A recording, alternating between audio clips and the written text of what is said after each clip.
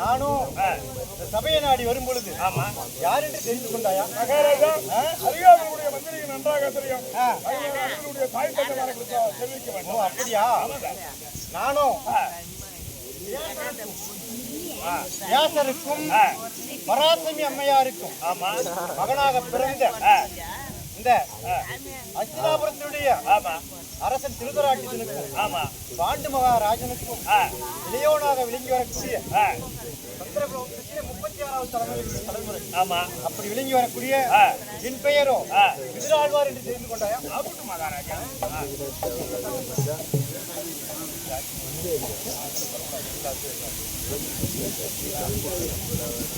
மகாராஜா, மகாராஜா, வியாசருக்கும் பலாட்டு முடிவு சொல்றீங்களா? இல்ல தாசிக்கு பிறந்தன்னு சொல்றாங்களா? ஓ, அப்படியா? ஆனால் மந்திரி, என்னுடைய தந்தையான வியாசரானவர் என்ன செய்தார் என்றால் தன்னுடைய தம்பியாகிய விசித்திர வீரியனுக்காக அம்பிகை, அம்பா, அம்பாளிகை என்று சொல்லக்கூடிய 3 பெண்களை சிறைபிடித்து வந்தார். அப்படி வருகின்ற வழியிலே மூத்த பெண்ணான அம்பா என்ன செய்தார் என்றால், நானும் வேறொரு ஆடவனை விரும்புகிறேன், அதனால் என்னை ரதத்தை விட்டு கீழே இறக்கிவிடுன்னு சொன்னார். அப்படி சொல்கின்ற பொழுது என்ன செய்தார் வியாசரானவர்? அந்த ஒரு பெண்ணை மட்டும் இறக்கி விட்டு அம்பிகை அம்பாளி இருவரையும் கொண்டு வந்து தன்னுடைய தம்பியான விசித்திர வீரியனுக்கு மனமுடித்து வைத்தார். அப்படி மனமுடித்து வைத்து சிறிது காலத்திற்குள்ளாகவே விசித்திர வீரியனானவர் மறைந்து விட்டார். அப்படி மறைகின்ற பொழுது தன்னுடைய வியாசனுடைய தாயாகிய சத்யாவதி, அதாவது மச்சகந்தி என்று சொல்லக்கூடிய சத்யாவதியினுடைய வேண்டுகோளை ஏற்று தன்னுடைய சந்திரகுல வம்சமானது கருவத்துக்கு போயிடுமோ என்று தெரியவில்லை. ஏனென்றால் நம்முடைய இளைய மகனும் இழந்து விட்டான். ஆகையினாலே நாடு ஆள்றதுக்கு யாருமே கிடையாது, சந்திரகுல வம்சமே வாரிசு இல்லாமல் போயிடுமோ என்று நினைத்து வியாசரை அழைத்து தன்னுடைய தம்பி மனைவிகள் இருக்கின்றார்கள் அல்லவா, அம்பிகை அம்பாளி இடத்திலே 3 நாட்கள் இருக்கும்படியும் அதன் மூலமாக நம்முடைய வாரிசு வளரும் என்று சொன்னார். அப்படி சொல்லுகின்ற பொழுது என்ன செய்தார் என்றால், வியாசரானவர் முதல் நாளிலே அம்பிகையிடத்திலே போகும்போது இவருடைய உருவத்தையும் கடாமுடியும் பார்த்து 2 கண்களையும் மூடிக்கொண்டாராம். அப்படி 2 கண்களையும் மூடிக்கொண்ட பிறகு பிறந்த குழந்தைதான் திருதராஷ்டிரன். ஏன்னா தாய் கண்ண முடியினால பிள்ளையும் கூடாக போய்விட்டது. இரண்டாவதாக அம்பாளிகிடத்திலே போய் சேரும் பொழுது பார்த்த உடனே இந்த வியாசரை பார்த்து பயந்த உடனே தோள்களெல்லாம் வெளுத்து விட்டதாம். அப்படி பயந்து போன பிறகு பிறந்த குழந்தைதான் பாண்டுராஜனுக்காக வெண்குஷ்ட நோயோடு பிறந்து விட்டாராம். எப்படி பிறகு என்ன செய்தார் என்றால், வியாசரானவர் 2 நாட்கள் மட்டுமே தங்குவதாக சொன்னார். 2 நாட்கள் வீணாகி போய்விட்டது. மூத்த பிள்ளை சூடனாகி போய்விட்டான். 2வது பிள்ளை வெண்குஷ்ட நோயால் போய்விட்டான். என்ன செய்வது என்று எண்ணி 3வதாக அம்பிகை அம்பாளி இடத்திலே பணிப்பெண்ணாக இருந்த பராசமி என்ற அம்மையாரை அழைத்து இளவரசியை போல் அவரை அலங்கரித்து, அப்படி 3வதாக இளவரசி போல அலங்கரித்தார்கள் அல்லவா, அந்த பராசமி அம்மையாருக்கும் வியாசருக்கும் பிறந்த நான் தான் 3வது பிள்ளை விதிராழ்வார் என்று தெரிந்து கொண்டாயா? உங்களுக்கு சந்தேகம்? சரி, போகட்டும். இன்றைய தினத்திலே என்னுடைய மூத்த அண்ணாவாகிய திருதராட்டினுடைய மூத்த புதல்வன் அஸ்தினாபுரத்தினுடைய இளவரசன் ஏதோ காரணத்திற்காக என்னுடைய சிறிய தந்தை விருதாழ்வாரை காண வேண்டும் என்று அழைத்திருக்கின்றார். விரைவாக சென்று உடைய சிறிய தந்தை விருதாளர் வந்து விட்டார், சென்று பார்க்கலாம் என்று பிரியனை அழைக்குவோம்.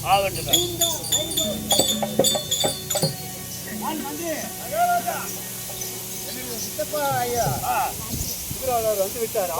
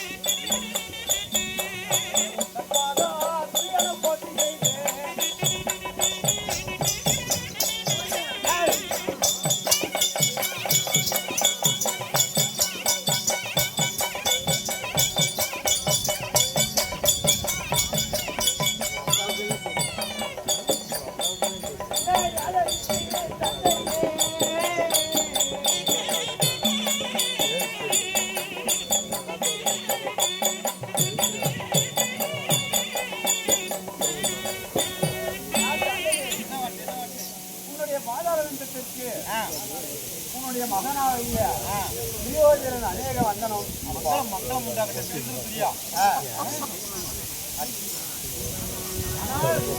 ஆனால் மைந்தா, ஆனால் தந்தை நீ பாடிந்தாய்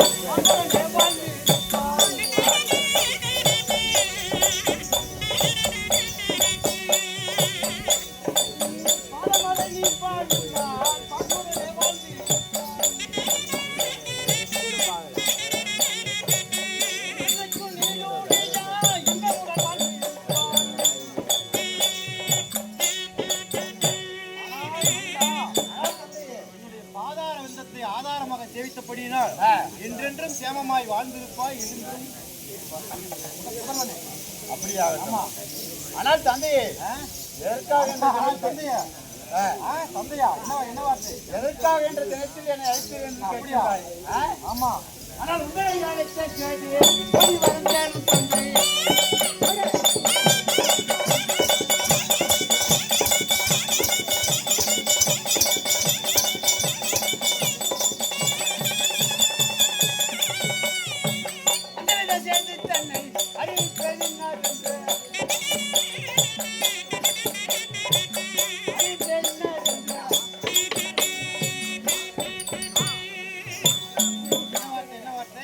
தந்தை இன்றைய தினத்தில் எதற்காக அழைத்தேன் என்றால் மகா உண்டிகளாக இங்கு ஒரு சபா மண்டபம் கட்டியிருக்கின்றோம். ஆமா, அதை காண்பித்து உங்களை வரவழைத்து இதை காண்பிக்கலாம் என்று உன்னை வரவழைத்தேன் தம்பி. அப்படியா? ஆமா. மண்டபத்தை பார்க்கலாம்னு கூப்பிடுகிறேன். ஆமா, மண்டபத்தை அந்த பாண்டவர்களை வரவழைக்க வேண்டும். பாண்டவர்களை வரவழைக்க? ஆமா, அதற்கு காலங்களை தெரிவிப்பீர், அதற்காக உன்னை அழைத்தேன் தந்தை. ஆமா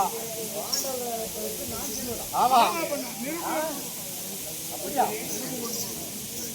விருப்பம் கொண்டு போய் கொடுக்க வேண்டும். அப்படியா? ஆமாம், அதற்காக உன்னை அழைத்தேன் தந்தையே. நம்முடைய அர்ச்சனாபுரத்திலே மகா உன்னதமான மணிமண்டபம் கட்டியிருக்கின்றோம். அந்த மணிமண்டபத்தினுடைய சிறப்பு விழாவிற்கு அனைவரும் வர வேண்டும். ஆமா, அதற்கு நான் அழைப்பு விடுக்க வேண்டும். ஆமா, அழைப்பு விடுக்க வேண்டும். அப்படியா? ஆமா தந்தை. ஆமா, ஆனால் மைந்தா, ஆனால் தந்தை, நான் என்று அழைத்தால் வருவார்கள். பாண்டவர்கள் கண்டிப்பாக வருவார்கள். ஆமா, அது எந்த சந்தேகமும் இல்லை. ஆனால் உங்களுடைய பேச்சை நம்பி நான் எப்படி அழைப்பது? இது ஏதாவது சூதுமாறு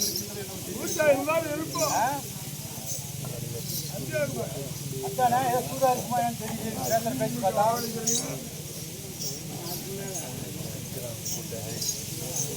அதெல்லாம் இங்க எதுவும் இல்லை தம்பி. அப்படியா? ஆமா ஆமா. அரவணைக்க வேண்டும். இருந்தாலும் அந்த நிருபத்திலே பார்த்தால் என்னுடைய மூத்த அண்ணா திருதராஜனுடைய கையை ஆமா அப்படி இருக்கின்ற பொழுது அண்ணாவின் பேச்சிடம் தட்டலாமா? அவனும் என் மைந்தன் தானே.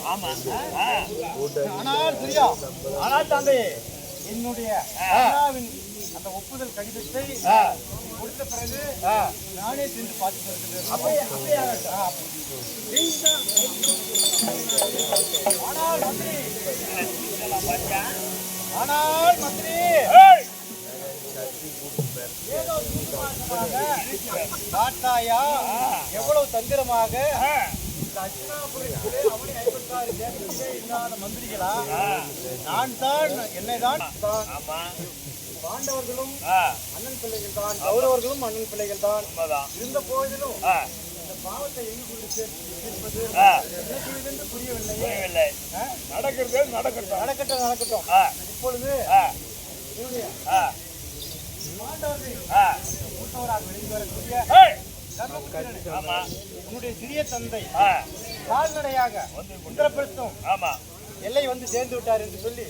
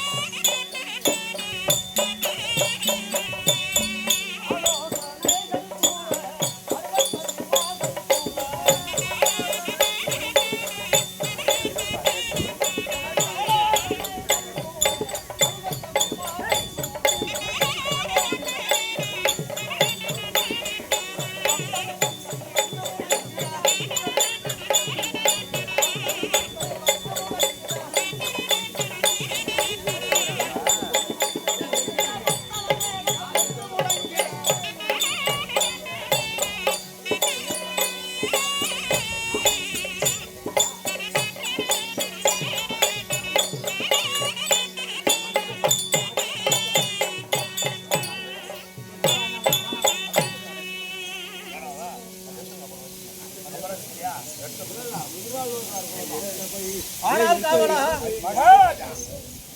நான் இந்த சபையை நானே வந்திருக்கின்றேன். நான் யார், எப்பேற்பட்டவன், என்னுடைய நாமதேயம் என்ன, என்னுடைய தாய் யார், என்னுடைய தந்தை யார், நான் ஒரு எந்த நாட்டுக்கு அரசன் என்ற விவரத்தை தெளிவாக சொல்ல வேண்டும் அல்லவா? சொன்னீங்க சிவை கொடுத்து கேட்கிறேன். என்னத்த கொடுத்து மந்திரி கால் கொடுத்து கேட்கிறேன். நான் என்ன இந்த சந்திரகுல வம்சத்திலே 37வது தலைமுறையிலே உதித்து வந்த பாண்டு மகாராஜனுக்கும் ராஜனுக்கும் உந்தி தேவி அம்மையாருக்கும் ஆமா 5வரில் மூத்தவனாகிய தர்மபுத்திரன் என்று அறிந்து கொண்டாயா? ஆகட்டும் மகாராஜா. அதுவும் தவிரவும் நான் பிறந்தவுடனே என்னுடைய தகப்பனார் எனக்கு வைத்த பெயர் யுதிஷ்டிரன். ஆமாங்க. என்ன பெயர்? ரசதடா பிறந்ததுனால யுதிஷ்டிரன் பேர். யுதிஷ்டிரன். ஆமா. யுதிஷ்டிரன் என்று சொன்னால் யுத்தத்திலே ஸ்திரமாக நிற்பவன் என்று பொருள். ஆமாங்க. தர்மராஜன் என்று சொன்னாயே, நீ யுத்தம் செய்வாயா? உனக்கு சண்டை தெரியுமா? ஆமா என்று உனக்கு ஒரு சந்தேகம் இருக்கு. ஆமாங்க ஆமாங்க. ஆனால் இந்த தர்மராஜன் தர்ம யுத்தம் செய்வதாக தீர்மானித்து விட்டார். ஆமா. எதிரே நிற்பது ஆமா. அண்ணனோ தம்பியோ, அண்ணனோ தம்பியோ, நண்பனோ பகைவனோ, ஆமா. தெய்வமே வந்து என்னிடத்திலே யுத்தம் செய்தாலும் ஆமாங்க. திரும்பி இதுவரைக்கும் பின்வாங்கியது கிடையாது. ஏங்க பயங்கரமான கோபக்காரங்க நீங்க. யுத்தத்திலே ஸ்திரமாக இருப்பதினாலே ஆமா. எனக்கு யுதிஷ்டிரன் என்ற ஒரு பெயர். ஆமாங்க. போனால் போகட்டும். நான் வந்து வெகு நேரம் ஆனபடியினாலே என்னுடைய தம்பியாகிய பீமசேனனை அதிவிரைவாக அழைத்து வா பார்க்கலாம்.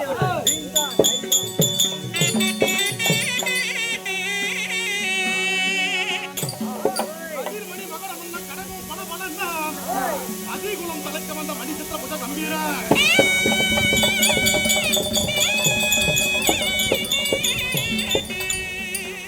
அதிகுலம் தலைக்க வந்த மணிசத்திர புத கம்பீரன். அதிகடல் அரக்கர் சொல்ல அதிகுலம் புறத்தோனான பதிமுக பீமசேனன் பலாயனில் வருகின்றேன். மத்தானே மத பீமசேனன்.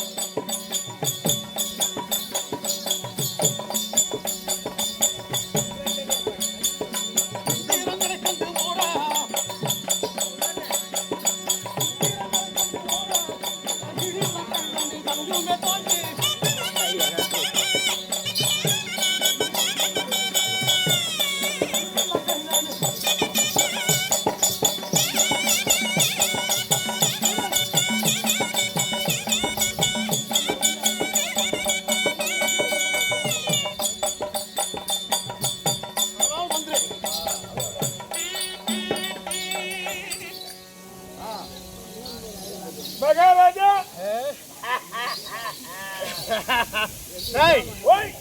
ஆனால் மந்திரி மகாராஜா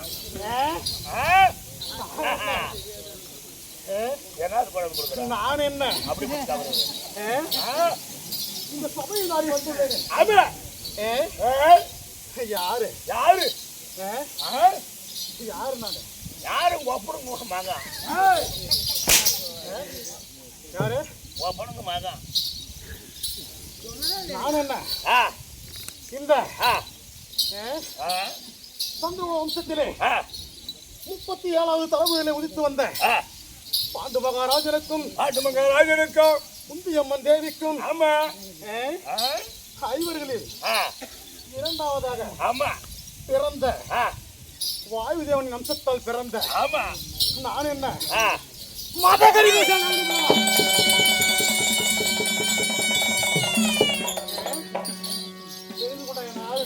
வாயுதேவன் அப்படின்னா குஷுவா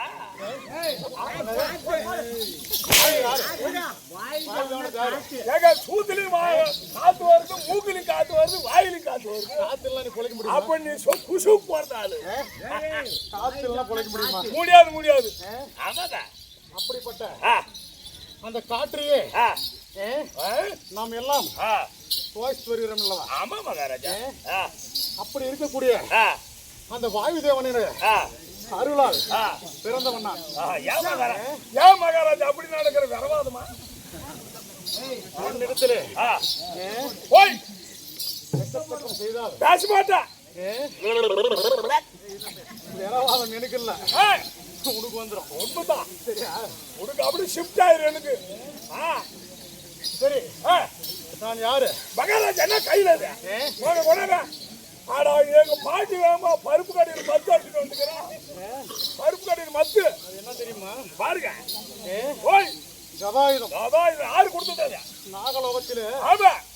ஓய் நாகர்களுக்கெல்லாம் அரசாக நகக்கூடிய ஆமா. நாகருக்கெல்லாம் ஆமா அரசனாக நகக்கூடிய வாசுகி ஆமாங்க எனக்கு வழங்கியது. உண்மைதான். ஆமா. யார் வைத்திருந்தது? நாகராஜ அனுமனானவர் வைத்திருந்தது. ஆமாங்க. அங்கு அன்று ராமாயணத்திலே ஆமாங்க அனுமன் வைத்திருந்தார் பாத்தியா? அதே கதை. அதே கதை. ஆமா. என்னை தவிர இது யாரும் இதை வந்து தூக்க இயலாது, போகவும் முடியாது. சரி, அது போனால் போகட்டும். பல நாள் பேசுறது வாங்கிக்காடு. ஆமா.